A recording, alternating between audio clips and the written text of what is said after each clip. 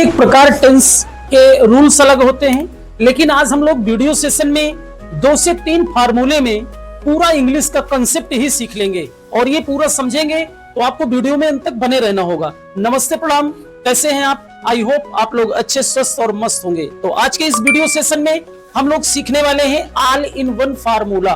बच्चों को आसान लगे इंग्लिश, क्योंकि हमारा प्रयास इंग्लिश पढ़ाने के साथ साथ ये है कि इंग्लिश को हम बिल्कुल से आसान बना दे ताकि बच्चे उसको समझ सके। तो देखिए, ये फार्मूला आपके सामने लिखा हुआ है कि helping verb, subject plus verb plus other word. ऐसे फार्मूले किस काम आते हैं? ऐसे फार्मूले बेटा क्वेश्चन में यस नो टाइप के होते हैं। क्वेश्चन को यस नो टाइप्स में आंसर करने के लिए आता है। जैसे डू यू गो, क्या तुम जाते हो? विल यू गो, क्या तुम जाओगे? तो इसका रिप्लाई क्या होता है? यस या नो, स्पोकन में। लेकिन राइटिंग स्किल में आपको लिखना पड़ता है, लेकिन हमको स्पोकन भी सीखना है और राइटिंग स्किल भी मजबूत करना है। तो जैसे बात आ जाए हेल्पिंग वर्ब, तो बेटा हेल्पिंग वर्ब में आप जानते हैं टेंस में हर एक की हेल्पिंग वर्ब को जरूर पहचान ले। जैसे अगर मुझे यहाँ विल से बोलना हो, किससे बोलना हो? विल। तो विल का मतलब आप समझ रहे हैं ना, गागी गे। विल के बाद सब्जेक्ट यूज करिए और फ्यूचर है, वर्ब का कौन सा फॉर्म चलेगा? फर्स्ट फॉर्म आएगा। कौन सा फॉर्म आएगा? फर्स्ट फॉर्म आएगा। तो जैसे will you go, will you go, क्या तुम जाओगे? फिर इसमें डू लगा के भी बोल सकते हैं। डू यू कम, क्या तुम आते हो? डू यू कम, क्या तुम आते हो? ये बात समझ में आ गई? ये तो फर्स्ट फॉर्म के अकॉर्डिंग हो गया। फिर आते हैं हम थर्ड फॉर्म के। किसमें आते हैं? Third form. क्योंकि सेकेंड फॉर्म जो होगा, तो सेकेंड फॉर्म वाला जो होगा वो सिंपल में होता है, इंट्रोगेटिव में नहीं होता। जो इंट्रोगेटिव वाले सेंटेंस है उसकी बात कर रहे हैं हम। जैसे अगर हम यहां पर यूज कर दें हैव, क्या यूज कर दें? हैव। हैव के बाद सब्जेक्ट हमारा लग ही जाएगा, हैव यू। इसके बाद जो भी वर्ब आएगी वो हमेशा ध्यान दीजिएगा, हैज हैव के बाद आने वाली वर्ब हमेशा बेटा थर्ड फॉर्म में होती है, जिसको हम परफेक्ट टेंस बोलते हैं, चाहे वो प्रेजेंट परफेक्ट हो या पास्ट परफेक्ट हो। बात समझ में आ रही है ना? प्रेजेंट परफेक्ट में भी वर्ब का थर्ड फॉर्म और पास्ट परफेक्ट और फ्यूचर परफेक्ट तीनों में होता है वर्ब का थर्ड फॉर्म। जैसे have you done this work, have you done this work, क्या तुमने ये काम किया है? क्या तुमने ये काम किया है? क्या तुमने खाना खाया है? हैव यू ईटन फूड, क्या तुमने क्रिकेट खेला है? Have you played cricket. समझ में आ रही है बात ना? इस तरह से आपको ये यस नो टाइप्स वाले हैं, इनको आपको सेंटेंस बना लेना है। और इसमें फिर उसके बाद हम मॉडल्स कोई भी यूज कर सकते हैं। क्या बेटा? मॉडल्स। मॉडल्स जानते हैं ना? Can, could, should, must, may, might, है ना? ये सारे क्या होते हैं? मॉडल्स। इसमें भी हम प्रैक्टिस कर लेते हैं यस नो टाइप।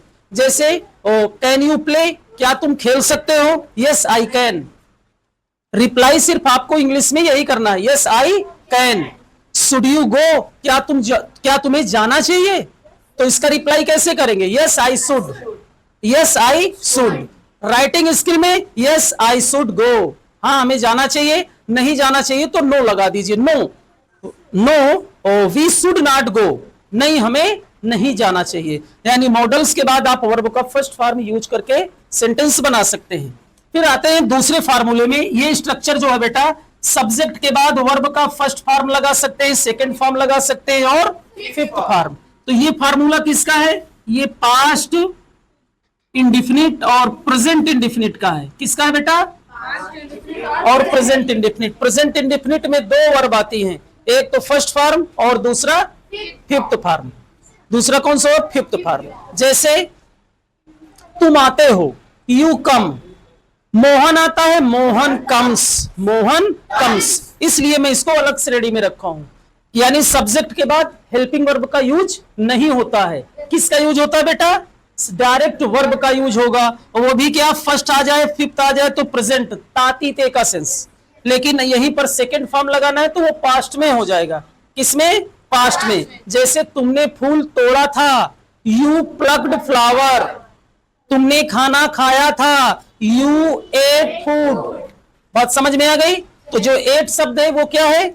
ईट का क्या होता है? एट। ये सेकेंड फॉर्म है, आराम से आप इससे सेंटेंस बना सकते हैं। फिर लास्ट में आता है सब्जेक्ट के बाद helping verb plus other verb.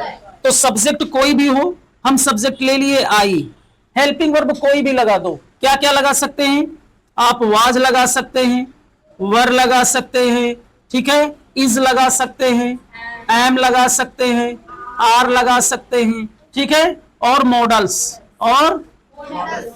इतनी चीजों को आप ध्यान दीजिएगा। क्या क्या? सब्जेक्ट के बाद इज, एम, आर, वाज, वर। अभी इसमें मॉडल्स और विल भी आ सकता है। क्या आ सकता है? Will be. यानी हमने तीनों टेंसों के कंटीन्यूअस को जोड़ दिया है। जैसे तुम लिख रहे हो, यू आर राइटिंग। मोहन लिख रहा होगा, तो मोहन विल बी राइटिंग। ठीक है, ये हो गया। उसके बाद आ गया पास्ट में, आ जाओ। मोहन लिख रहा था, तो मोहन वाज राइटिंग। तीनों टेंस हो गए। उसके बाद मैंने आपको क्या बोला? मॉडल्स यूज कर दीजिए, हो गया। यानी प्रेजेंट, ये फार्मूला बेसिक है किसके लिए? Present continuous, past continuous, future continuous plus models. I hope आपको ये फार्मूले के माध्यम से इंग्लिश समझ में आई होगी। अगर आपको समझ में आया है तो आप इसको अधिक से अधिक शेयर करें, ताकि ये वीडियो हर उस स्टूडेंट के पास पहुंच सके जिन स्टूडेंटों की इंग्लिश कमजोर है। तो आज की वीडियो में बस इतना ही, मिलते हैं कल। Thank you, take care.